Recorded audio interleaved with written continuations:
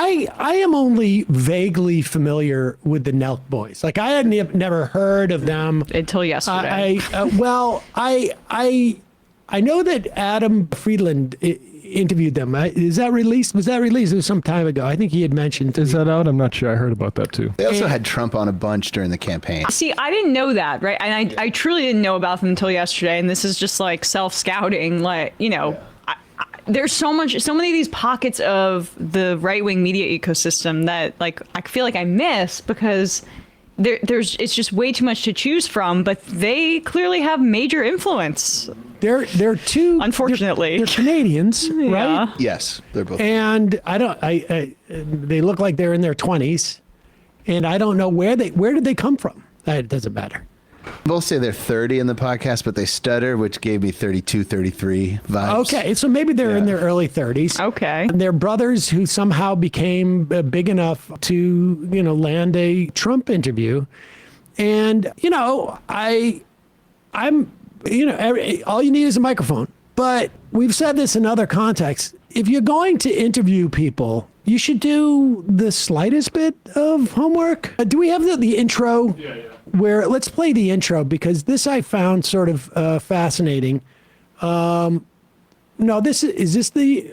Yeah. Is this where they say, why wouldn't we do this? Or yeah, this is where they talk about how they couldn't pass it up or something. Yeah. Okay. Yeah.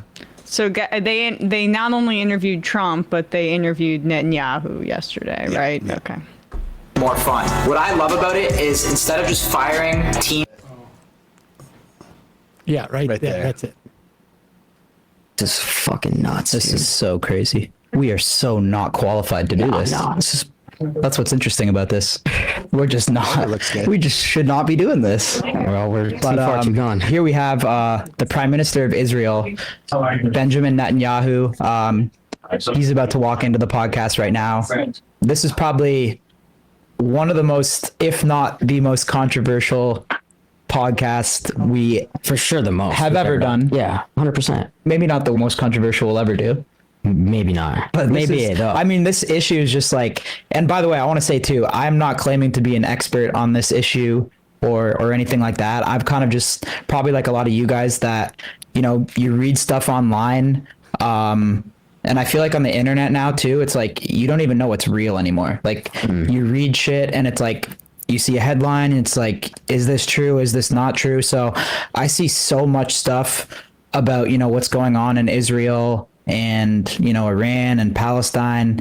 And to be honest, I just really don't know what is going on there. So it's going to be interesting to sit down with Prime Minister Netanyahu and kind of just ask him some questions about what we read online and get educated. Probably going to be a lot of hate in the comments and stuff. They're going to get educated. I want you to just remove the words Netanyahu, remove the word Israel, Palestine, and say you know what? We're not really qualified to do this, but we're going to try and mix up some fertilizer and some other chemicals and see what happens. Why not? You've got at least, I'm just going to give these guys the vague credit of being aware that it's possible. There have been tens of thousands of people killed, innocent civilians, in this environment. You've got perhaps hundreds of thousands starving to death. If you would not go on your show and play around with, we can mix some chemicals together that might turn into, explosives. Oh, this could damage us, so maybe we shouldn't do it. This is what they're doing. This is what, it's, and I don't know if they're just too dumb to realize this. They're making a lot of money. Or if it's just it's an opportunity. We have no business being here. But do you understand that this isn't just a celebrity interview? That you are helping somebody who is in the process of a genocide. It is just astonishing. It's this death of meaning that it is or death of information and objectivity, and it's all about like somebody just coming on and getting to promote themselves, and that being some sort of substitute for actual information like absorption. It's just so irresponsible by them, and like, even if like, I don't even care about them being objective, because at least if they had a clear position on this, then the viewer could interpret it through that lens. But they're just out there like, we're just here to be educated. You are being educated. Like, if you're there really to be educated, you would bring on some Palestinians to argue, or doctors who have been to Gaza, or people who had firsthand accounts. So you're not there to be educated. But you're there to They're be there for controversy. propaganda. Well, but yeah, my point was just that it's people sharing their like kind of subjective reality and just being like, who knows? I mean, what do you know? You could believe anything on the internet these days, and that's just what it feels like. So much of, the streaming culture is. This is them talking about the starvation. Why do they say Israel's like starving the people of Gaza? Well, because we're trying to get the food in, and we let food trucks in, and guess what happens when we let them in? Hamas steals the food, takes the good chunk for itself. Then they jack up the prices, and then they sell the food to its population, to its hungry population, if they give them it all. And then use the money that they take from their own people to recruit more killers into their terror machine. Like, first of all, just even in of itself, it's completely nonsensical. It's completely nonsensical. Also, that smirk while he's saying it. Yeah, it's like, I can't believe these guys are going to actually buy this. Right. I mean, and we know that he's now trying to make inroads into the podcast sphere. I've cited this before, but this Jewish Insider article that came out over 2 months ago, 3 months ago, showing that Netanyahu, in his meeting to the United States at that time, met with Dave Rubin, Tim Pool, Sean Spicer, Bethany Mandel, David J. Harris Jr., influencer Jessica Krause, the Federalist editor-in-chief, and like Tim Pool was asking him questions essentially and didn't necessarily want that out there. How many other influencers is the Israeli government speaking with right now? We know that Russia sent millions of dollars to two of the people named in that article to promote a narrative that was pro-Russia and anti-Ukraine. Why wouldn't the Israeli government see very similar opportunities with some of these podcasters? I would be curious if there was a transaction and payment involved. Here is them reacting to Kit comments after. It's a good point. Someone said having Netanyahu on is like having modern day Hitler. No, I saw that. Which is, honestly, guys, I'll be honest. I'm here to. That's a good point. We're here to fucking learn, to be honest, guys. Oh, that's good. Hello, boys. I'm here to teach you. Why is the relationship inverted? Why is the chat audience teaching the broadcasters about what is acceptable? Like, that's what is just that this is ruining people's brains. It's like, I really do think that if you think it's a good point that we had Hitler on, and then the response is, but we're just learning. Like, I don't know. That seems like pretty high stakes stuff. There's another way you could learn. Read a couple books. Maybe take a class. But Sam, then you don't get talked about and get a whole bunch of attention, because in the back of their mind through all of this, they are happy that they dug into this controversy because it gets their name out there. Of course. The algorithm is even more so now, especially as unshackled by a Trump administration that gave the keys to big tech, is increasingly reliant on inflammatory content for clicks. We said it yesterday with the Mehdi Hassan thing, and the Overton window of who they're allowing to come on these programs, who like open fascists and Nazis. Hey, it's more controversy, so you get more clicks. They're responding to the new kind of corporate incentive structure that these telecommunications, that's what they function as, but these social media sites have created for them. They went on with Hassan and Adam Friedland to talk about this as well. It's an advantage for them. And they're using you guys. They're using you guys to look good. Hassan, bro. Why does anybody, Hassan? Sorry, I don't mean to cut you off. Hassan, anyone goes on a podcast to promote whatever they're doing. But they're not. But Benjamin Netanyahu's not promoting a book, dog. He's promoting a genocide. Bro, that's the point. O.J. Simpson on. We have entertainment. Okay, none of those things. You do realize that, like, this is the one instance. This is the one instance where it's the worst guess you can have, because these guys are bad people. But what you're talking about is the worst person. We had O.J. He mentions O.J. Simpson. I mean, yeah, he shouldn't have a murder on. But also, it's not like he's in the middle of the murder. Right. Yeah. And he's on there to go like, I'm not doing anything. We're on trial. I'm not doing anything right now. There's no reason to call the cops. There's no reason to do anything. I'm not doing anything except for just hold on for 1 second, because I think I need to give him some more help. I need to go. Yeah, I need to go. Help with my knife here is stuck in the corner. Just give me 1 second. I'll be right back. I mean, that's. Do you think it's interesting that Netanyahu's going on the show, though? Listen. I think he's constantly trying to make sure that U.S. support does not waver for him. But I think he's worried about young Republicans. Maybe. Like, I mean, why was he meeting with Tim Pool and Dave Rubin in April? Well, because old Republicans do. But, I mean, that support, like, I saw this, the YouGov CBS poll on Israel. It's still overwhelming if you're over 65. You're pro-Israel, and that's cross-partisan.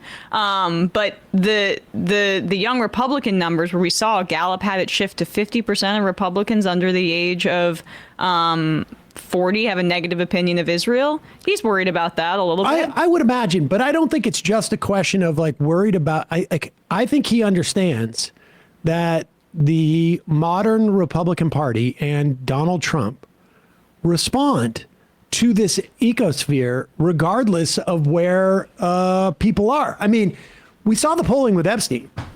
That Republicans, 90% of Republicans still back Donald Trump.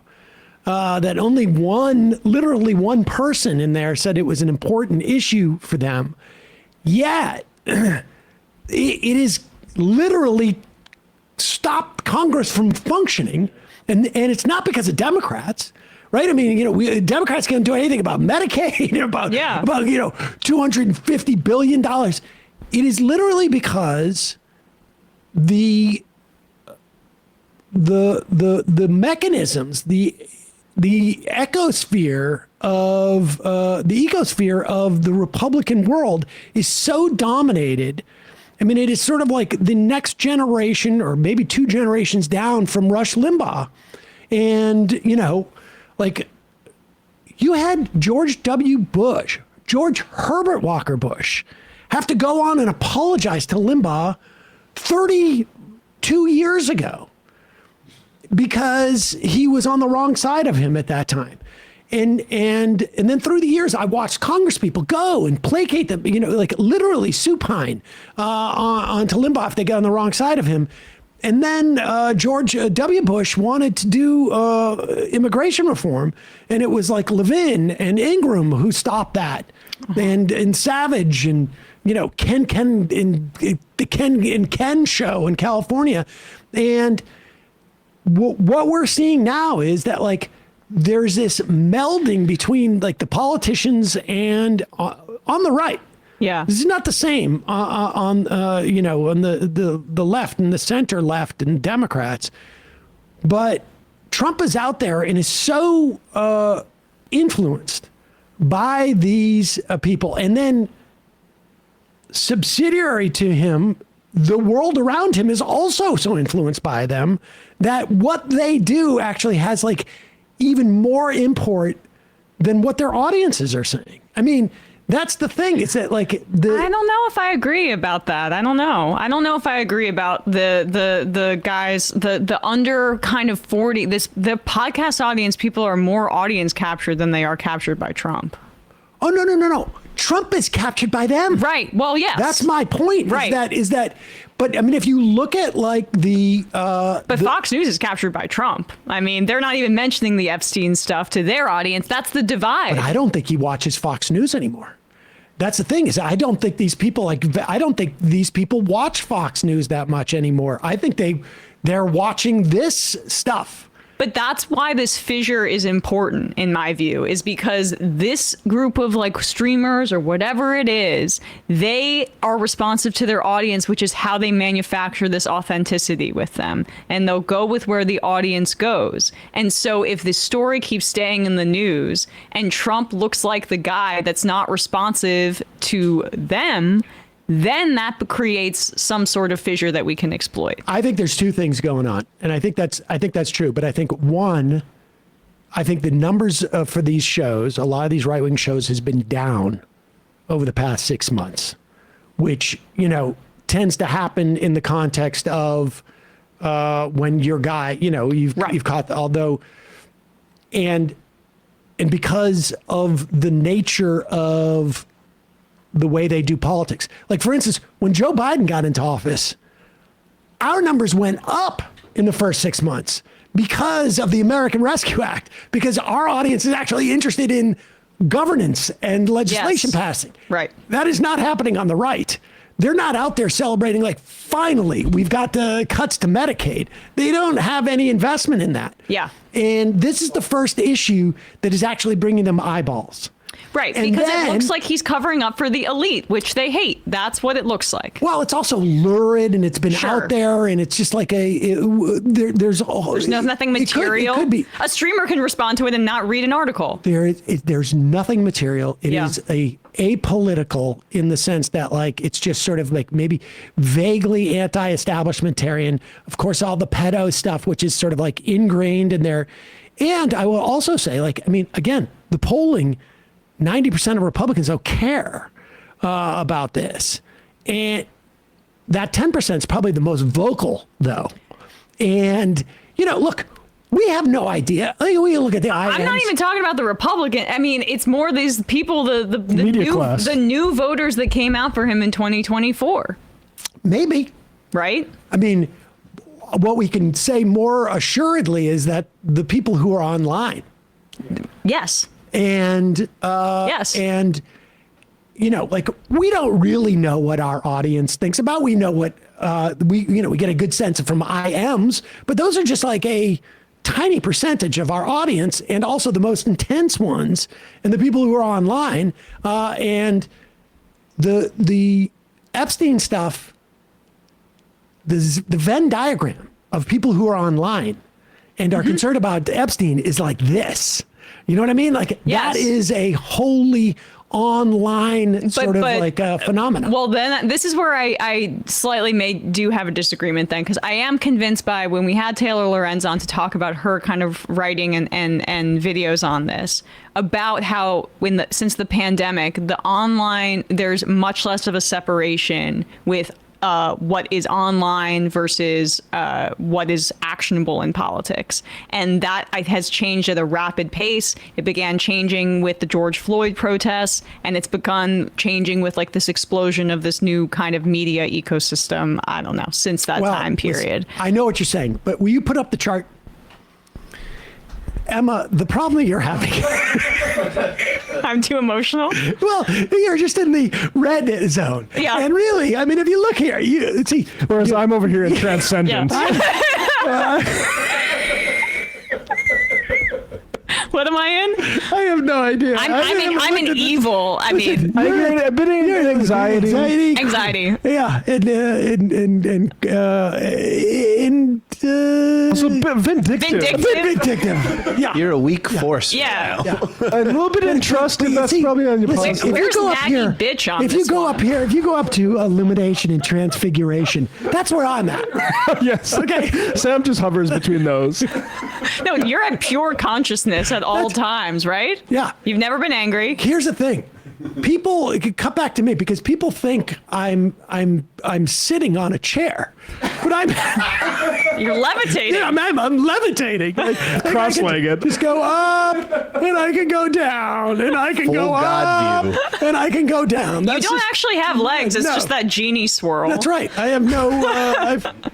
My feet are completely bound now. And I'm just elevating up and down, up and down. That's it. All right. Well, we don't have phone calls, so that's we have to.